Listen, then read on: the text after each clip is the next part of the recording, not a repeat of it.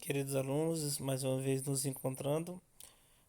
O tema da nossa aula hoje, nós iremos falar sobre a evolução da regionalização no Brasil. Nós iremos ver um histórico de como das classificações que foram utilizadas ao longo dos anos. O segundo vídeo, que é um vídeo também da internet, que já foi baixado da internet, ele mostra outros critérios utilizados, outros tipos de divisão mais recentes que são utilizados até hoje em nosso país. Mas nessa primeira aula nós iremos ver a evolução histórica, né, da regionalização no Brasil. E aí, uma pequena introdução, nós podemos afirmar que o território brasileiro já passou por diversas divisões regionais, né, sendo que a primeira organizada, sistematizada, foi em 1913, e depois dela outras propostas surgiram. E aí, ao longo do tempo, é, foram sendo criados critérios, uns físicos, outros culturais, regionais, climáticos, enfim, ao longo do tempo, para dividir o Brasil em regiões. Nós temos hoje a nossa atual organização foi feita em 70, e em 1990 a gente vai ver, a gente vai teve algumas adaptações, porque estados foram divididos até se formar como nós conhecemos hoje.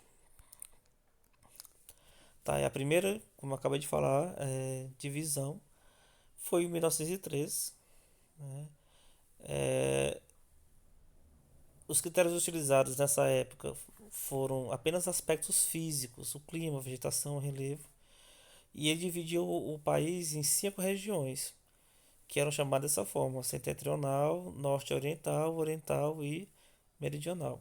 Então, nessa primeira classificação, foi só uma questão física. Olhava o clima, a vegetação, o relevo e tudo. Houve uma classificação e aí dividiu-se de acordo com essas características aí físicas do Brasil. E aqui nós temos o mapa da nossa primeira divisão. A parte de cima setentrional, a parte verde norte-oriental, essa parte quase amarronzada central, embaixo a meridional e à direita uma cor de rosa, a chamada oriental. Então essas são as regiões brasileiras segundo essa classificação de 1913. Em 1940 surgiu uma outra classificação, e além da questão física, que é importante, clima, relevo, vegetação, por exemplo, e o IBGE também levou em consideração aspectos socioeconômicos, as características, a cultura, a economia, os costumes, a língua, os sotaques, enfim, outros aspectos que iam além da questão física. E aí nós temos, né, as regiões, né, Nordeste, Norte, Centro, Sul e Este do Brasil, segundo essa classificação aí, né? Com tipos físicos, mas também com aspectos socioeconômicos. Vejam que o Maranhão e o Piauí estavam ligados mais estavam no norte, né? E aí nós tínhamos Mato Grosso, ainda não existia Mato Grosso do Sul nessa época, Goiás, não tinha Tocantins ainda nessa época, Minas Gerais e Minas Gerais, tá? Então percebam como era diferente a nossa divisão regional naquele período há mais de 70 anos atrás.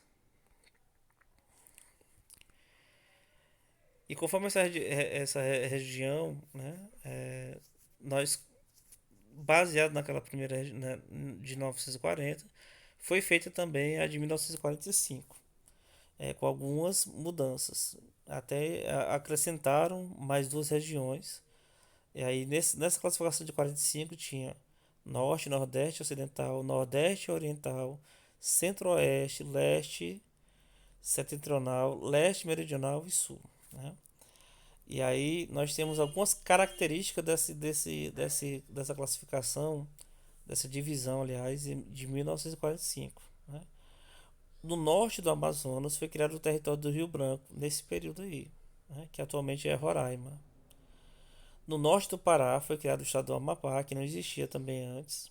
Né? O Mato Grosso perdeu uma porção de um lado no noroeste, foi chamado de território Guaporé, e outra ao sul, chamado de território de Ponta Porã. Então, no caso do o Mato Grosso, não existe ainda Mato Grosso do Sul, perdeu dois pedaços do seu território nessa classificação. E no sul do Brasil, né, Paraná e Santa Catarina foram cortados a oeste e o território de Iguaçu foi criado. Ou seja, também perderam a oeste territórios nessa classificaçãozinha aí. E aí nós temos um mapa, ver se eu consigo aproximar mais para vocês, tá? Como era feito, quais eram essas regiões nesse período aí de 1945. 1950 foi feita outra classificação. Né? Esse território de Ponta Porã e Iguaçu foram extintos, que era os estados do Maranhão e do Piauí passaram a integrar a região Nordeste. Apenas em 1950, há 70 anos atrás, nós passamos a ser nordestinos. A Bahia, Minas Gerais, Espírito Santo, Rio de Janeiro formaram a região leste, ou seja, é uma outra classificação, outra divisão, diferente da que nós temos hoje. Em 1960, Brasília foi criada e o Distrito Federal se tornou capital do Brasil.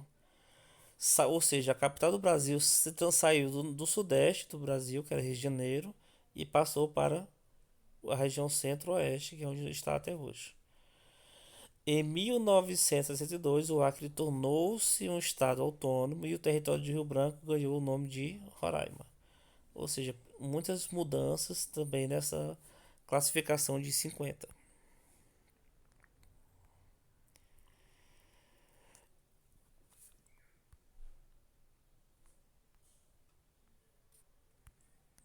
Em 1970, que é a que nós temos hoje, e que foi apenas adaptada em 90, né?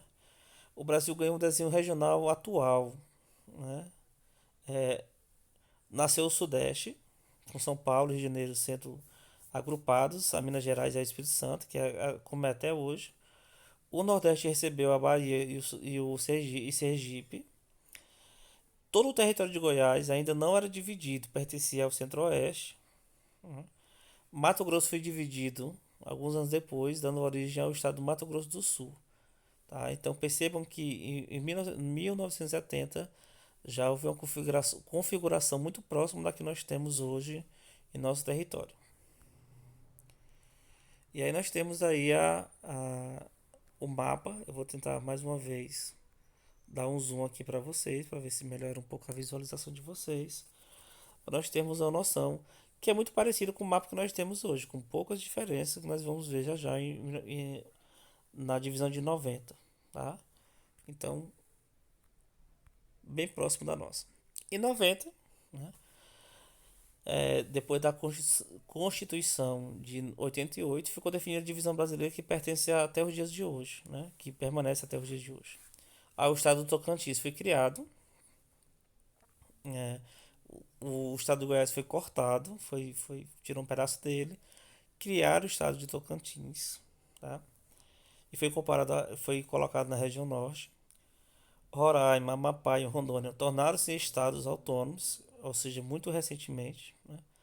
Fernando de Noronha, que é uma ilha muito conhecida, deixou de ser federal, porque quem cuidava deles era o poder federal e passou a ser incorporado ao estado de Pernambuco. Então, quem administra Fernando de Noronha hoje é o estado de Pernambuco, graças a essa mudança aí. Então, até a próxima. Fique com Deus.